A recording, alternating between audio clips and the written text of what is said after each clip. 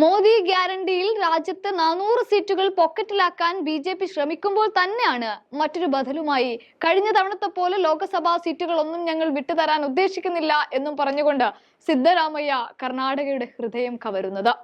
ബജറ്റിലെ പ്രഖ്യാപനം ഇത്തവണ മുഴുവൻ ന്യൂനപക്ഷങ്ങളെയും സംരക്ഷിച്ചുകൊണ്ടാണ് ഇപ്പോൾ സിദ്ധരാമയ്യ മുന്നോട്ട് പോകുന്നതും. അതായത് സംസ്ഥാനത്തെ ന്യൂനപക്ഷ വിഭാഗങ്ങളുടെ ക്ഷേമത്തിന് 393 കോടി രൂപ അനുവദിച്ചാണ് കർണാടക സർക്കാർ രംഗത്ത് വരുന്നത്. കർണാടകയിലെ ക്രൈസ്തവ വിഭാഗങ്ങളുടെ ഉന്നമനത്തിനായി 200 കോടി രൂപയാണ് ബജറ്റിൽ സർക്കാർ അനുവദിച്ചിരിക്കുന്നത്. വഖഫ് വസ്തുക്കളുടെ സംരക്ഷണത്തിനായി 100 കോടി രൂപയും സർക്കാർ അനുവദിച്ചിട്ടുണ്ട്.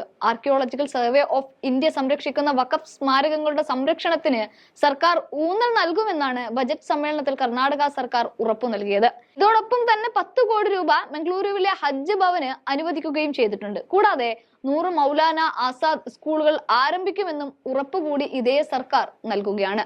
ഇതിനൊക്കെ അപ്പുറത്ത് ജൈന വിഭാഗത്തിന്റെ ആരാധനാലയങ്ങൾ സംരക്ഷിക്കുന്നതിന് വേണ്ടി 50 കോടി രൂപയും സർക്കാർ അവർക്കായി മാറ്റിവെച്ചു.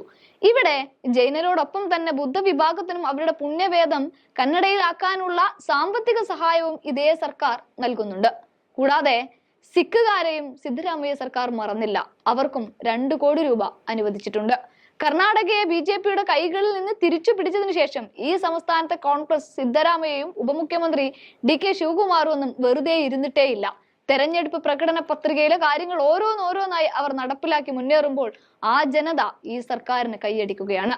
അവിടേക്കാണ് എല്ലാ ന്യൂനപക്ഷങ്ങളെയും സംരക്ഷിക്കാനുള്ള പദ്ധതികളും അതിനുവേണ്ട സാമ്പത്തിക സഹായവും കർണാടക മുഖ്യൻ നൽകുമെന്ന് ഉറപ്പു പറയുന്നത്.